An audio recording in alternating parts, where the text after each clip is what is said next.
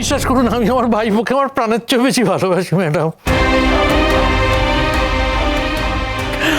আমি ওর সর্বনাশ করার কথা ভাবতেও পারি, আমি করিনি ওর সর্বনাশ। সর্বনাশই করছো তুমি ছোট। যখন তুমি জানতে বাচ্চা ভুল করছে, ভুল পথে যাচ্ছে, তখনও তুমি ওকে সাপোর্ট করে গেছো। তোমার একবারও মনে হয়নি ছোট যে তুমি অন্যায় করছো? ন্যায় অন্যায় বিচার করার জায়গা এটা নয় জাহ্নবী, এটা সময় নয়। আর সকলের বিচারবোধ এক হয় না।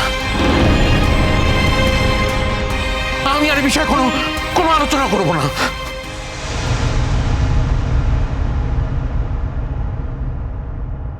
দেখেছো, কথা শুনছো? তোমার ভাইয়ের কথা শুনছো?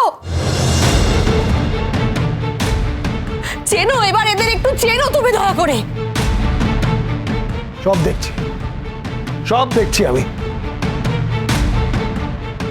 আমার ছেলের এই অবস্থার জন্য তুই দায়ী।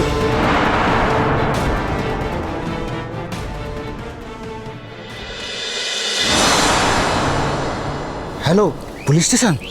আজকালকার মেয়েদের নাটক। চলুন বাস ছাড়ুন, চলুন। দাদা, দিদিরা আমার কথাটা শুনুন। দিদিরা, আমি যদি সব কথা আপনাদের বলি না, আপনারা অবাক হয়ে যাবেন। আরে কি বলবো আমার দুঃখের কথা, হাতে সময় নেই, তাই আপনাদের দেরি করাতে চাই না, তাই সব কথা বলছি না। কতটা ভালোবাসি বলুন তো, কতটা ভালোবাসি এই মেয়েটাকে।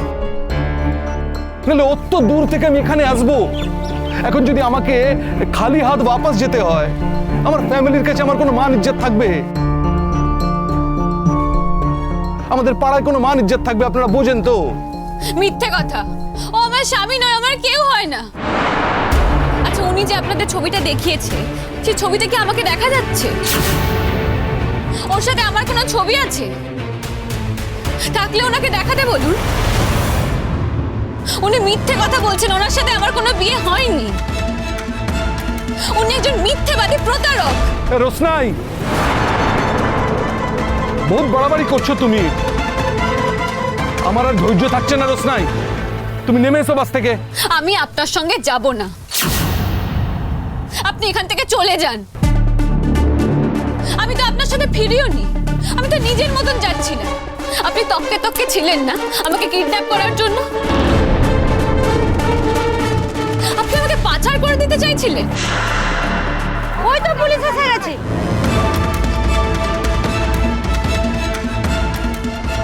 এবার আমি পুলিশের হেল্প চাইবো, পুলিশ আমাকে হেল্প করবে।